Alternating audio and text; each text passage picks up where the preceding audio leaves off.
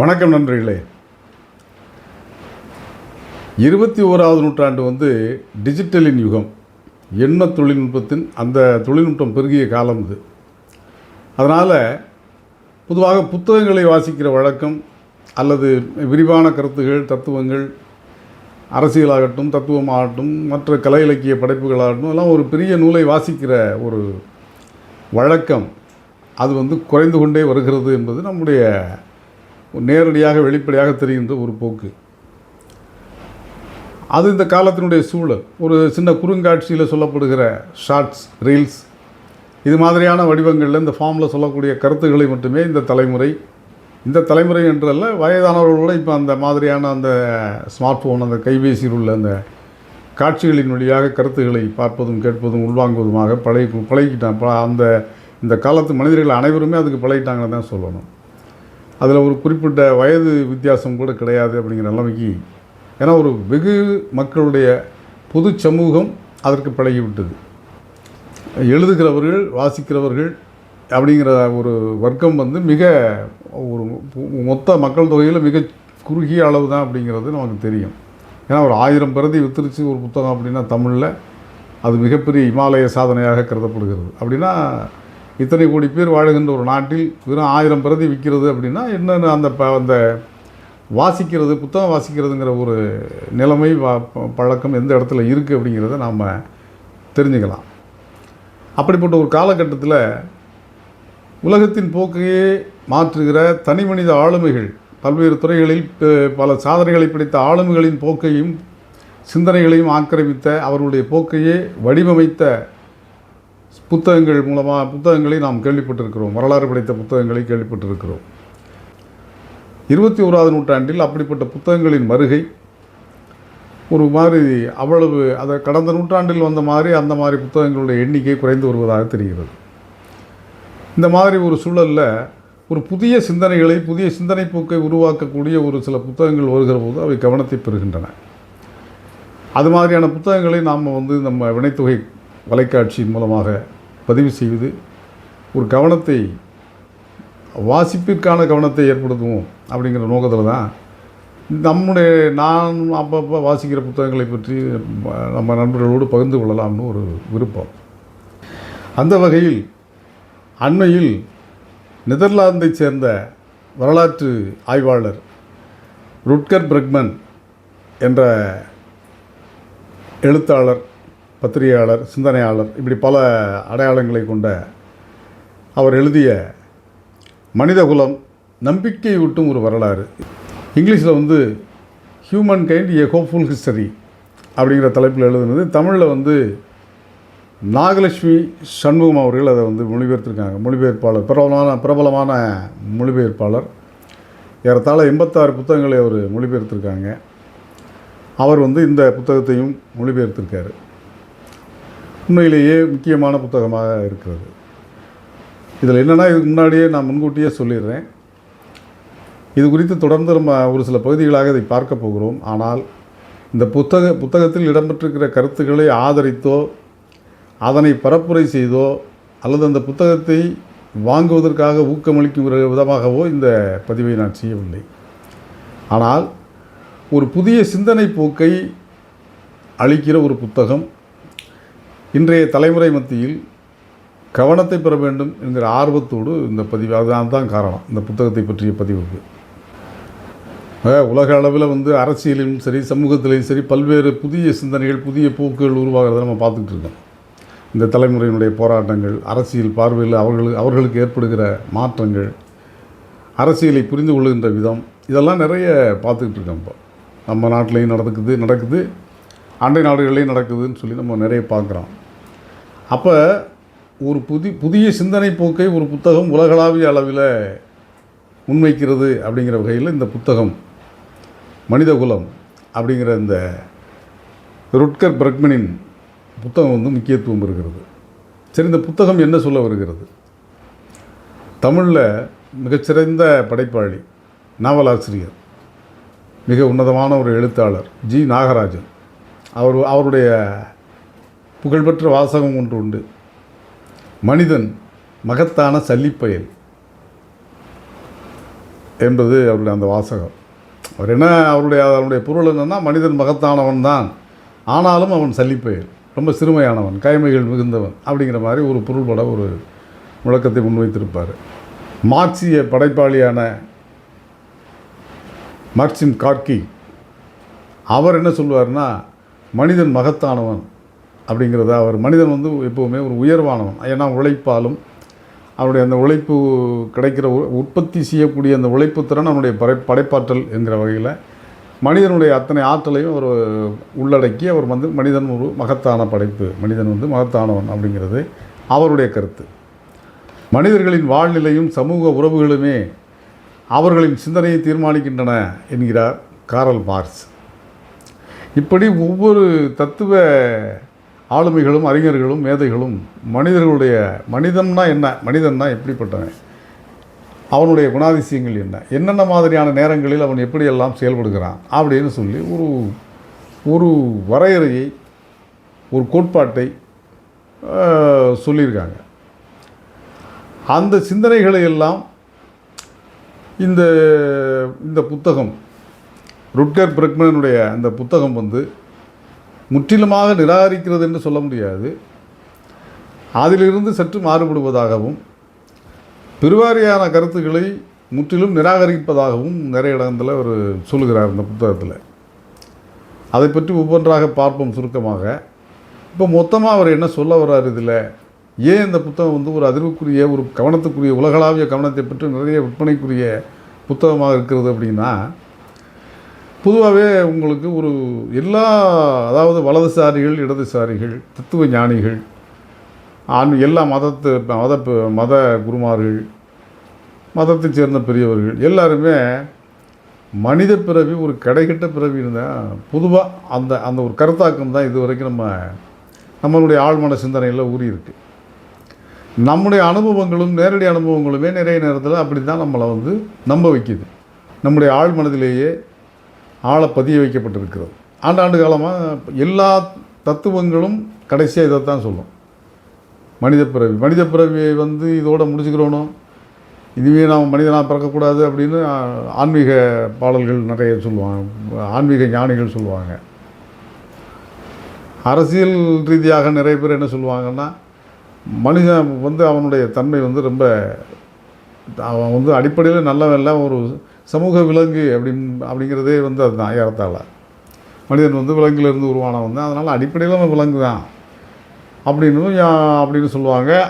அதனை உறுதிப்படுத்துகிற வகையில், அதனை நம்ப வைக்கப்படுகிற வகையில் நிறைய நிகழ்வுகளும் நம்மை சுற்றி இன்று வரை நடந்துக்கிட்டே இருக்குது. ஒரு பாலியல் வன்கொடுமையிலிருந்து கொலை, கொள்ளை, இந்த மாதிரியான குற்றச்செயல்கள், இதனுடைய காரணிகள் வேறையாக இருந்தாலும் அது நடந்துக்கிட்டு இருக்குது. மனிதர்கள் மீதான அந்த பண்பு முரண்கள், ஒவ்வொரு மனிதனுக்கும் இருக்கக்கூடிய இந்த முரண்பாடுகள் நிறைய இருக்குது. அப்போ இதையெல்லாம் பார்க்கும்போது நமக்கு இந்த கருத்தாக்கம் இதுவரை நமக்குள்ளே அந்த ஊன்றப்பட்ட அந்த கருத்தாக்கங்கள் நம்மை வந்து அதை நம்ப வைக்குது. எதை நம்ப வைக்குது? மனிதன் வந்து மகத்தானவன் இல்லை, மனிதன் சல்லிப்பைய, கேவலமானவன். பொதுவாகவே எல்லா வாய்ப்பும் இருந்தும், எல்லா சுதந்திரமும், எல்லா வலிமையும், நீங்கள் என்ன வேணாலும் செய்யலாம், அவங்களுக்கு கேட்க ஆளே இல்லை அப்படிங்கிற ஒரு சூழலில் ஒரு மனிதன் தவறு செய்யாமல் இருந்தால் அவன்தான் யோக்கியன், அவன்தான் வந்து மேன்மையான மனிதன், அவன்தான் சிறந்தவன், அவன்தான் ஒழுக்கமானவன் அப்படிங்கிறது ஒரு பொதுவான நிறைய பெரிய முன்னோர்கள் சொல்ல கேட்டிருக்கிறோம். அப்போ இந்த கருத்து வந்து நம்ம அறியாமலே நமக்குள்ள ஊறி இருக்குது. இந்த கருத்தை ரொம்ப ஆழமாகவும் அழுத்தமாகவும் இந்த நூலின் மூலமாக ருட்கர் பிரெக்மன் வந்து மறுக்கிறார். அதுதான் அந்த புத்தகம். அவருடைய சப்டைட்டிலே வந்து மனித குலம் நம்பிக்கையூட்டும் ஒரு வரலாறு. மனிதன் வந்து அடிப்படையில் நல்லவன், அப்படிலாம் நீங்கள் மோசமான ஒரு இதான ஆள் கிடையாது அப்படிங்கிறதுக்கான நிறைய சான்றுகளை இவர் வந்து எடுத்து இந்த நூலின் மூலமாக முன்வைக்கிறார். அதில் வந்து நம்முடைய ஆதி காலத்து தொடக்கம் மனிதர்களுடைய மனித இனம் எப்படியெல்லாம் தொடர்ந்து வந்துச்சு அப்படிங்கிறதுக்கான சில வரலாற்று சான்றுகளையும், மனிதர்கள் நல்லவர்களாக தான் இருந்திருக்காங்க, இன்றும் அவர்கள் ஆபத்தான நேரத்தில், ரொம்ப இக்கட்டான நேரத்தில் மனிதர்கள் வந்து நல்லபடியாக தான் நடந்துக்குவாங்க அப்படிங்கிறதுக்காக 2005 வந்து அமெரிக்காவில் வந்து காத்ரீனா ஒரு புயல் அப்படின்னு ஒரு புயல் ஏற்பட்டுச்சு, பெரிய புயல், இயற்கை பேரிடர். அப்போ வந்து ஒரு ஆய்வு என்ன சொல்லியிருக்கு, அந்த நேரத்தில் வந்து பேரழிவை ஏற்படுத்திய பிறகு கொலை, கொள்ளை, கற்பழிப்பு, துப்பாக்கி சூடு இதெல்லாம் நடந்துச்சுன்னு சொல்லி அரசு தரப்பு ஆய்வுகள் சொல்கிறதா ஒரு செய்தி, ஒரு ஆய்வுகள் சொல்லியிருக்கு. அதுக்கு பிறகு இந்த சில சமூக ஆர்வலர்கள், வரலாற்று ஆய்வாளர்கள் நடத்திய ஆய்வில் அந்த மாதிரி பெரிய சம்பவங்கள் எதுவும் நடக்கலை. காவல்துறையும் பசியினால் சிலரும் திருட்டு அது மாதிரியான விஷயங்கள் தான் நடந்திருக்கே தவிர ஒரு பெரிய மனப்பிறழ்வு ஏற்பட்டு அச்சத்து நிலை குலைந்து ஒன்றுக்கு ஒன்று மனிதர்கள் ஒன்று அடிச்சுக்கிற மாதிரியான ஒரு பெரிய சீர்குலைவு ஏற்பட்டு அப்படிலாம் ஒன்றும் நடக்கலை, அது ஒரு பொய்யான ஒரு அறிக்கை, தகவல் அப்படின்னெல்லாம் சொல்லி அது மாதிரியான தரவுகளெல்லாம் அவர் எடுத்து முன்வைக்கிறார். மனிதர்கள் நல்லவர்கள் தான் சொல்கிறதுக்காக. நமக்கு கூட சில நினைவுகள் வருது இந்த புத்தகத்தை படிக்கும்போது. இவர் சொல்லக்கூடிய வாதத்தை முன்வைத்து பார்க்கும்போது 2015 சென்னையில் பெரிய வெள்ளம் வந்துச்சு. அப்போது வந்து அரசு தரப்பில் கூட பெரிய உதவிகளை உடனடியாக முன்னெடுக்க முடியலை சூழல் அப்படி.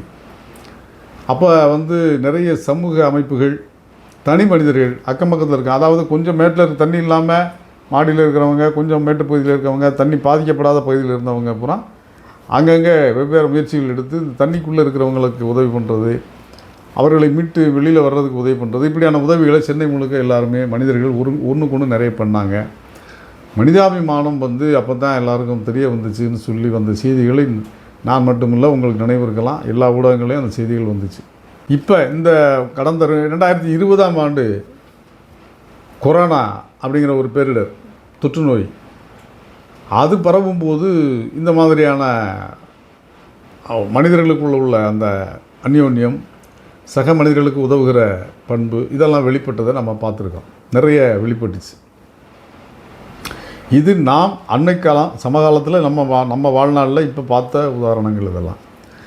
அப்போ அந்த மாதிரி காட்சிகளை நாம் பார்த்துருக்கிற போது இந்த நெருக்கடியான நேரத்தில் மக்கள் இப்படித்தான் செயல்படுகிறார்கள். நிலை குலைந்து முன்னுக்கு பின் முரணாகவோ அல்லது வெட்டு குத்துன்னு போய் இறங்கி ஒரு தலைகீழாக நடந்துக்கக்கூடிய தற்குறித்தனமான ஒரு நடவடிக்கையில் அவர் ஈடுபடலை அந்த மாதிரி தருணத்தில் அப்படின்னு இவர் சொல்லக்கூடிய வாதங்கள் நம்முடைய இந்த மாதிரியான நிகழ்கால சான்றுகளெல்லாம் பார்க்கும்போது நம்புகிற மாதிரி இருக்குது. ஆனால் தி கார்டியன் இந்த புத்தகத்தை பற்றி என்ன சொல்லுதுன்னா, ரொம்ப மோசமான ஒரு விமர்சனத்தோடு தான் முதல்ல தொடக்கத்தில் அவங்க ஆரம்பிக்கிறாங்க. அந்த கார்டியனில் வந்து இந்த புத்தகத்தை பற்றி ரொம்ப கடுமையான விமர்சனம் தான் முதல் பத்தியிலேயே. 6 வருஷத்துக்கு முன்னாடி விமர்சனம் ஒன்று வந்திருக்குதுல்ல, 2019 இந்த புத்தகம் வெளிவந்திருக்கு. அது வந்து ரொம்ப கடுமையாக அதை வந்து விமர்சிச்சிருக்காங்க. இந்த புத்தகத்தை என்ன சொல்லியிருக்காங்கன்னா, ரொம்ப அபத்தமாகவும் மிகைப்படுத்தியும் இந்த கருத்துக்களை வந்து ஆசிரியர் முன்வைத்திருக்கிறார். உலக வரலாற்றின் ஏடுகளில் இருந்து அழிக்கப்பட்ட ஒரு புரட்சிகரமான கருத்தை வெளிப்படுத்துவதாக ஆசிரியர் வந்து உறுதியளிக்கிறார் அப்படின்னு சொல்லிட்டு, அதாவது அந்த விமர்சனத்தில் முதல் பத்தியிலேயே இப்படி சொல்லி தொடங்குகிறாங்க. பல நூற்றாண்டுகளாக ரகசியமான மனித வெறுப்பாளர்களால் குழப்பமூட்டும் தெளிவற்ற ஒரு நோக்கத்திற்காக இந்த கருத்து வரலாற்றில் இருந்து அழிக்கப்பட்டு விட்டது என்ற நகைப்புக்குரிய போலி கூற்றை கூறுவதில் ஆசிரியருக்கு எந்த வெட்கமும் இருப்பதாக தெரியவில்லை. அவர் இந்த கூற்றை வந்து அவர் சொல்கிறதுக்கு ஏற்கனவே வந்து மனிதர்கள் வந்து ஒவ்வொரு வரலாற்றில் இந்தந்த காலகட்டத்தில் இன்னென்ன பேரழிவின் போது எவ்வளவு மோசமாக நடந்து கொண்டார்கள்ங்கிற சான்றுகளை எல்லாம் நிராகரிப்பதற்கும் மறுத்து கூறுவதற்கும் நல்ல விஷயங்களெல்லாம் வந்து மறைச்சிட்டாங்க. அரசு அதிகாரம் அப்பப்போ இருக்கிற ஆட்சியாளர்களுடைய அதிகாரத்தின் மூலமாக அந்த நெருக்கடியான காலகட்டத்தில் மனிதர்கள் எப்படி நல்லபடியாக நடந்து கொண்டார்கள்ங்கிறதுக்கான தரவுகளை, சான்றுகளை அழித்து விட்டார்கள்ங்கிற மாதிரி இவர் சொல்கிறார்.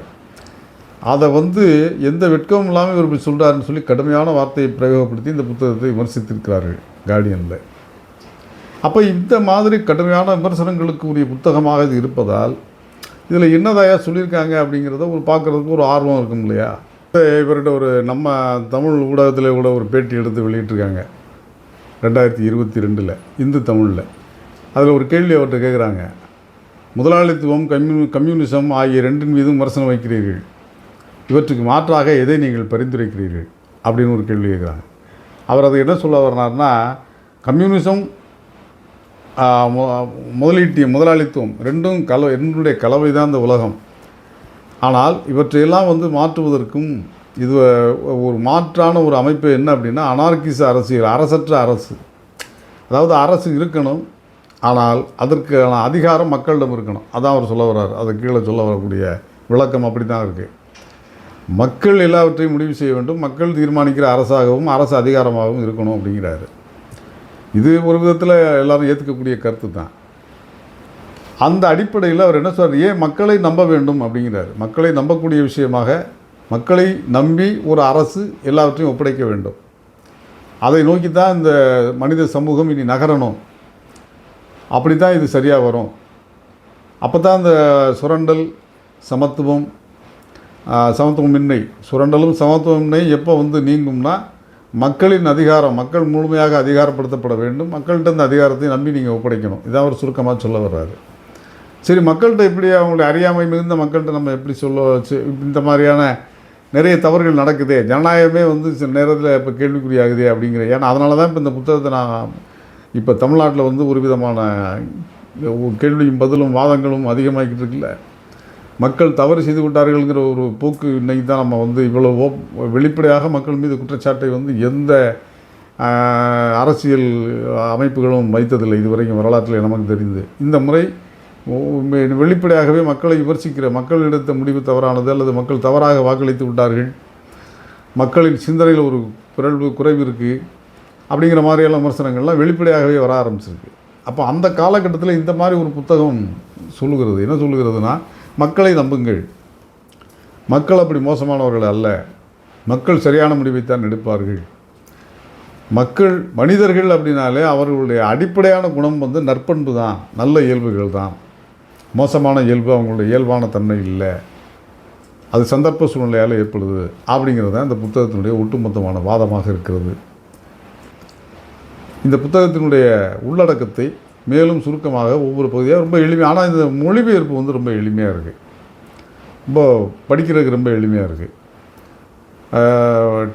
அவருடைய மொழி டச்சு, அப்புறம் ஆங்கிலத்தில் அதிலிருந்து இவங்க மொழிபெயர்த்துருக்காங்க. ஆனால் அந்த மொழிபெயர்ப்பு நல்லா இருக்குது. என்ன அப்படின்னா, வாழும் கால ரொம்ப இளமையான ஒரு வரலாற்று ஆய்வாளர் ருட்கர் பிரெக்மன், 38 வயசு தான் ஆகுது, 40 கூட ஆகலை அவருக்கு. அப்படிப்பட்ட ஒரு இளம் ஆய்வாளர் வாழும் காலத்திலேயே இவ்வளவு உலகம் பிரபலம் அடைஞ்சிருக்காரு இந்த கருத்துக்களால்.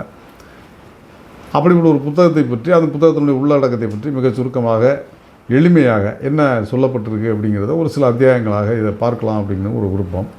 அதனால் தொடர்ந்து வினைத்தொகை வலைக்காட்சியோடு இணைந்திருங்கள், இதற்கு ஆதரவு தாருங்கள். இந்த மாதிரியான செய்திகளை இந்த தளத்தில் பகிர்ந்துக்கலாம்னு தான் என்னுடைய விருப்பம். அன்றாட அரசியலை காட்டிலும் இது மாதிரியான செய்திகளை நம்ம பார்க்குறதுல இளைஞர்களுக்கு அல்லது மற்றவர்களுக்கு ஒரு நல்ல தகவலை கொண்டு சேர்ப்பதற்கான வாய்ப்பாகவும் இருக்கிறது. அதனால் இதற்கு ஆதரவு தாருங்கள். அடுத்தடுத்த பாகங்களில் இந்த புத்தகத்தினுடைய உள்ளடக்கங்களை பற்றியும் கூடுதலான விமர்சனங்கள் அல்லது இதற்கு ஆதரவான கருத்துகள் அப்படிங்கிறத பற்றியும் அடுத்தடுத்த பகுதிகளில் நம்ம பார்ப்போம்.